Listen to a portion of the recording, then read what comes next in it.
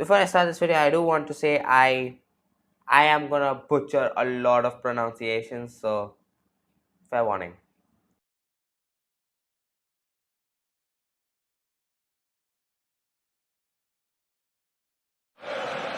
Geraldo Becker's cross, Jordan's header! Marvellous goal!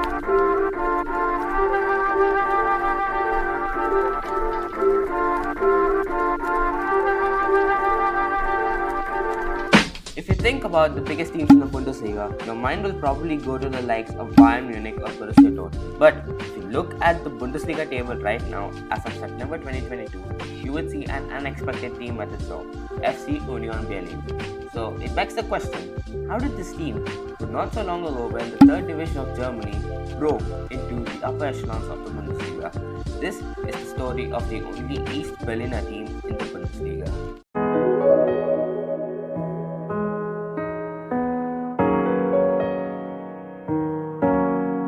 Union Berlin were originally founded in 1906 as SC Olympia 06 Urbe Schöneweide, later changing its name to Union Urbe Schöneweide.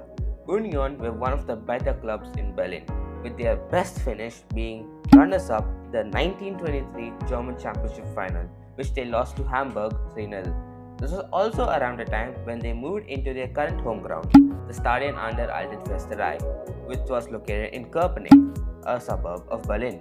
Compared to the other middle-class teams in Berlin, Union were more working class, embodied by their nickname at the time, Schlosserjungs or Metal Worker Boys, and their iconic chant, Eisen Union or the Iron Union. However, after the Third Reich fell in 1945, the Allied authorities dissolved every club in Berlin, including Union. The club's eastern department was later refounded with the same name in 1950, and they entered the East German football pyramid. They went through a couple name changes before arriving at Union Berlin. Union was said to be initiated by Herbert Warnke, the head of East Germany's trade union and a lifelong Union fan. This was also when the club entered its most successful period, when they won the second division title in 1962 and went on to win the East German Cup in 1968, defeating Karl Zeiss Jena 2-1. However, in 1975, the support from the trade union would end when a lifelong Rostock fan, Harry Tisch, replaced Warnke and dedicated to his support to his boyhood club Hansa Rostock instead. They would develop a heated rivalry with the Stasi-backed BFC Dynamo Berlin and would go on to create a club friendship with Hertha Berlin across the Berlin Wall. However, it wasn't to last, as in 1989, the Berlin Wall fell along with the rest of the Iron Curtain, which meant that the East German and the West German football pyramids would be combined.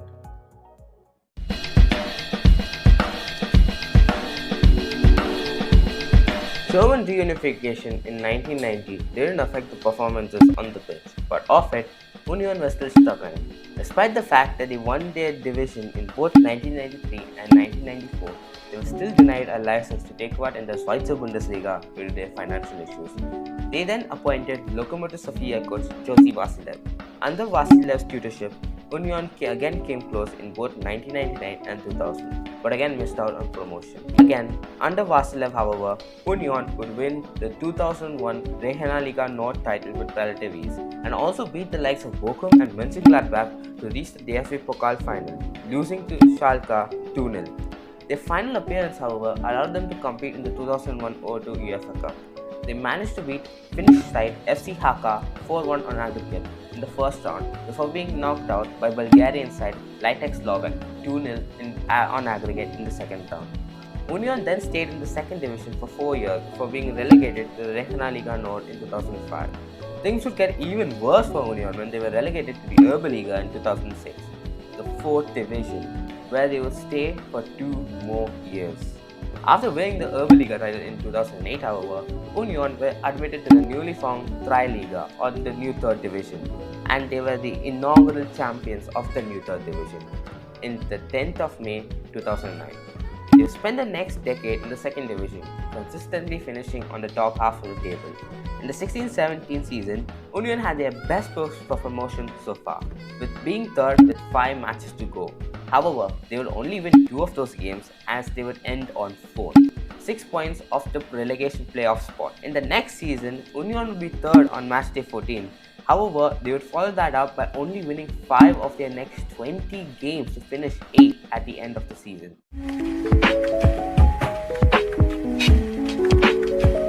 Before we go on to the 18-19 season, let's talk about Union Stadium. Union have been playing at the Stadion an der Alten Försterei, or the stadium at the Old Forester's House, for more than a century. The stadium is located in Köpenick, a suburb in the eastern part of Berlin.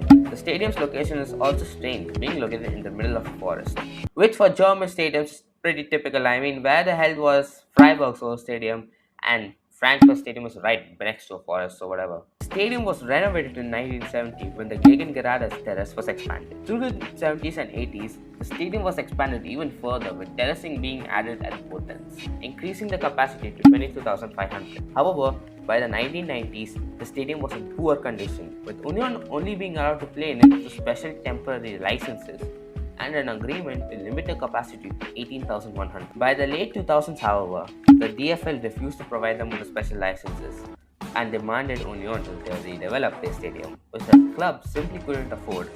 The Union supporters stepped up, with over 2,300 supporters providing over 140,000 hours of unpaid labor to rebuild the stadium, or volunteer work, basically. Earlier in the decade as well, Union fans started a campaign called Bleed for Union to raise money and allow Union to get the license to play in the 4th division. The redevelopment was finished in 2012, with the stadium being inaugurated in 2013 when Union faced Celtic in the friendly. The Alten Försterei is a living embodiment of the fan culture of Union. In 2014, the club encouraged to bring their sofas to the stadium during the 2014 World Cup. Over 800 sofas were lined up in rows in front of a big screen as Germany won the World Cup. They also celebrate Christmas by singing carols at the stadium every year. The fans drink wine, wave candles, and sing carols along with the football chants. With that out of the way, let's go into the historic 18-19 season. Prior to the 18-19 season, Union appointed Basel head coach Urs Fischer, who had managed to guide Basel out of a Champions League group containing the likes of Manchester United and Benfica, and also managed to lead them to an unlikely win against Manchester City. Even though they lost the tie by conceding 10 goals or something? I don't know.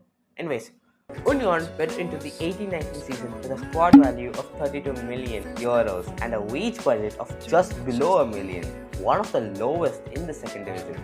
Put into context, newly relegated Hamburg had a squad value of 85 million and a wage budget of just over 2 million. But this didn't deter Union, as they started off the season going unbeaten for half the season, and by match day 26 they had only lost twice. However, Union would go winless for the next 5 matches, leaving them in 4th position. They would then win the next 2 matches out of the 3 to go into the last day, needing a win against 14th placed Bochum to get automatically promoted. They got 2-0 down, however, and they would fight back to make it 2-2. But they couldn't get the final goal. They would ultimately end up drawing the game, finishing in the playoff spot. Now, if this wasn't already tough, to add to the toughness, Union were to face VfB Stuttgart, an established German giant who were overwhelming favourites to win and stay in the Bundesliga. They went to Stuttgart and they went down just before halftime thanks to Christian Gentner's strike. However, just over a minute later, Suleiman Abdullahi equaled the scoring through an assist from Sebastian Andersson. It was all level at the break. It was very shocking. In the second half, however, Mario Gomez restored the lead for Stuttgart. Things were not looking good, but Marvin Friedrichs said hold my beer as he scored in the 68th minute through a corner from Christopher Trimmo. Union would be the better side from then on, almost going into the lead through Sebastian Andersson, but it would end level at the Mercedes-Benz Arena. Union knew that if they held on at the first try, they would be promoted because of the away goal rule. At the first try, the game looked to be another emotional rollercoaster for Union fans as Stuttgart took the lead through Dennis Aogo's free kick. However, it was adjudged that Nico Gonzalez had blocked the keeper Rafael Gilkevich's division and the goal was called off. Union then had 2 chances, but Abdullahi's shots were denied with a post. However, after a nerve-wracking match, the match ended 0-0, which meant Union were finally promoted to the Bundesliga. Drill does so, lifts it, yes! Union Berlin in their history It has ended 0-0 here. Stuttgart are relegated again. Years ago, new title-winning success with Stuttgart now knows the misery of relegation. The crowd stream on. They can't do anything to stop this. There is going to be one hell of a party here tonight. Wow, what a performance. Immediately after the final whistle was blown, supporters invaded the pitch in pure jubilation. Something which was seen as a mere fantasy just a year ago was now a reality. Finally, after 113 years, Union were about to play Bundesliga football, becoming the first ever East Berliner team to reach the top flight.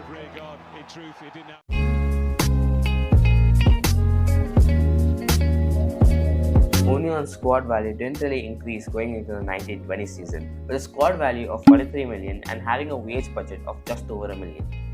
They were also heavily tipped for relegation. I mean, the record with relegation playoff teams is not that great. However, just before Union kicked off their first ever home match against Leipzig, they held up pictures of Union fans who had passed away. People who were not able to see their beloved Union in the first division. The match might have ended in a 4-0 loss, but it didn't matter to the Union fans. For them, being in the Bundesliga and tasting Bundesliga football was enough. They followed that up by achieving their first ever point away at Augsburg, Sebastian Andersen scoring their first ever goal in the Bundesliga. The next match was against Bundesliga giants Borussia Dortmund, who were just off the heels of an unexpected title chase which was, however, unsuccessful. Unions were the first ones to draw first blood, however, with Magnus Bülter opening the scoring in the 22nd minute. Paco Alcacer drew level in the 25th minute, but this didn't deter Union. In the second half, Bülter scored to bag a brace, and Sebastian Andersen scored to secure Union's first ever Bundesliga win against the German giant. Union would then go on to have a pretty decent first season, finishing 11th, including a win in the first ever Berlin derby courtesy of a Sebastian Pöltl penalty in the dying minutes of the game. Sebastian Andersen finished as the club's top scorer with 13 goals in all competitions. The 2020-21 season, Union brought in the likes of Max Kruse and Andres Luther on a free, and Taiwo Awoniyi, Nico Schlotterbeck, and Joel Potanpalo, however you say it, on loan. Oh, and Loris Karius joined too, but he didn't play a lot, so I guess that doesn't matter. Departures included top scorer Andersen to Köln, Rafael Gikiewicz to Augsburg, Sebastian Pöltl to Fortuna Sittard, and Suleiman Abdullahi to Eintracht Braunschweig on loan. Last season didn't seem to change the opinion of bookies, however, because Union was again heavily tipped for relegation. But they shocked everyone, losing only 2 of their opening 16 games, and Union was suddenly looking like they would qualify for Europe, a feat unthinkable just 2 years ago. However, they would end up only winning 2 of their next 12 games, and European qualification was suddenly at risk. But they held on. Going into the last game of the season against RB Leipzig, Union needed a win to qualify to the new Conference League. In the 56th minute, however, Union would go down to a Justin Kluivert strike. Union didn't give up, however, and leveled the scoring to Marvin Friedrich, and just as it looked like they would fall short, Max Kruse scored in stoppage time, sent an limited capacity Ireland for strike into delirium. Union would be playing in a major European competition for the first time in almost 2 decades. Max Kruse ended the season as top scorer with 11 goals.